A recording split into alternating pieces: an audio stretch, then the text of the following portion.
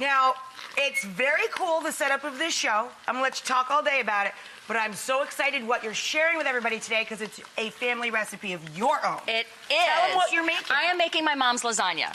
Her mommy's lasagna. I know. I'm sure you've made a few lasagnas in your lifetime, right? Yes. Well, the lasagna that I like to make is not this actual recipe. This is a lasagna that I learned how to make from my mom. I actually like to make mine with bechamel. It sounds fancy, but it just tastes really good. The layer back and forth of bechamel, meat sauce, bechamel, meat sauce. Right. And she says if there's no ricotta in it, then it's not really lasagna. Oh, your mom rolls in.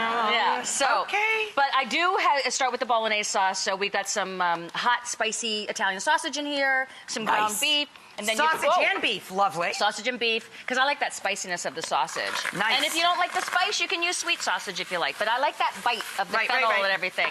And then a little tomato paste right in there.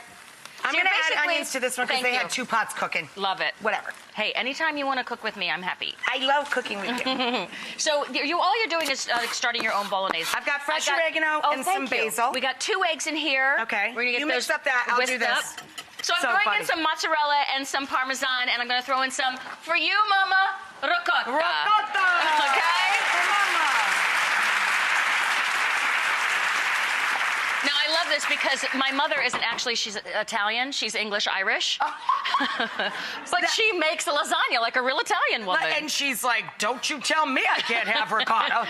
Exactly. I love that. I love that. So I'm going to put some of these fresh herbs in the ricotta, too. But basically sorry, I'll what get you do... some more. Sorry. Okay, thank you. I threw them all in the sauce. But because I like it. I blew it. And I like the fresh herbs in this because it really kind of... As opposed to dry herbs, I don't know what it is about fresh herbs in the ricotta, and I don't mind dry herbs. And it makes no sense, but to me, it makes a lot of sense. Yeah, it does. So there's those herbs in there. More basil. Yes. I'm doing it, Mom. What's your mommy's name? My mom's Nancy. Hi, Nance. How are you? So once you get this ricotta mixture mixed up and your sauce is all done, you want to start with putting the sauce, a little bit of sauce on the bottom. You guys, these will save your life. These are no-cook noodles. I love these. These will save your life. No-cook They're pasta. amazing. More sauce again? More sauce? Yep. No, and it gets ricotta on there first. The ricotta first, okay. Yes. Okay. Okay. And then we'll spread that around, and then you put more meat. You can put more cheese on if you like, or sometimes you just put the sauce back on top of it, and then you put the noodles. And basically you layer, and then it comes to this, and the very, very top. Okay, we got another one down here. You want to make it nice and super cheesy.